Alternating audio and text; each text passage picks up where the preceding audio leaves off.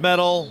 Had it been a long day, it's been a trying day, but before we talk about your day, you went out there, we saw flashes of Jordan Burroughs that we know we see. We see the reshot double, you see high finishes. You went out there, you got the fall, you got the bronze. It's not what you came here for, but describe the feeling of at least getting your hand raised and coming home with a medal. It's good. I've worked hard all year to reach this moment in the season, and so this is always the pinnacle of each year. And so we work throughout the entire winter, entire spring and summer to get here, so I haven't spent much time with my family in the last couple of months to come out here and try to pursue a world title, but I didn't go home with what I wanted, which was gold, but I still got a bronze, so I'm happy about that.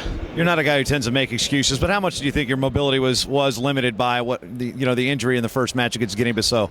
I mean, obviously it wasn't the same, but Sargush was well prepared, and he hasn't won a world championship since 2010, and so he's been, in the pecking order in Russia, waiting for his shot to get back on top of the podium. And two of the times where he probably would have been a world champion, I was the one that knocked him off. And so every dog has its day. Mine has been the last 3 years. His was the previous 2, and this may be his year today. And so it's just part of the game, man. It's how the game goes. But I'll be back next year in Vegas. You said you wanted to break John Smith's record. Well, 6 straight's not going to happen. You're going to have to. Is this going to change your goals? Be like, all right, I'm going to have to wrestle a little bit more to get more medals than him. Yeah, for sure. So, John, if you're watching, I'm still coming for you. It's going to take me a couple of years longer, maybe, but I'm still going for 6. Can you talk about that first match and what happened? Obviously, something happened in that first match. Well, I sprained my MCL that first match. That guy was pretty strong, athletic, and quick, and he didn't do much. He wrestled from his knee, so he made it difficult for me.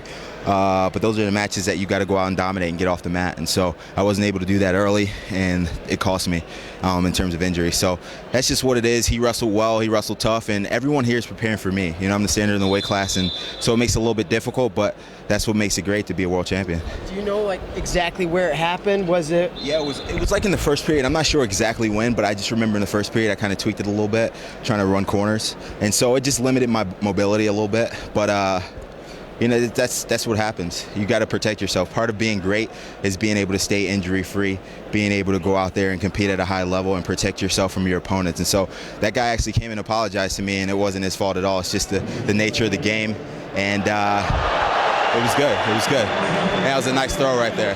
Was it before that first take? When he took you down, I saw you twirl your finger. Well, yeah, it was before he took me down. So it was a position that we had gotten into where I initially felt it, and so I got caught underneath. I'm like, man, did I just feel what I think I felt? I felt a pretty good pop. And so as I was running, I'm like, man, this hurts. And so that's when I gave up the takedown and called for injury time. And it was a bunch of craziness with their doctor and our team doctor, but it's what you got to expect when you're overseas. So Jordan, was it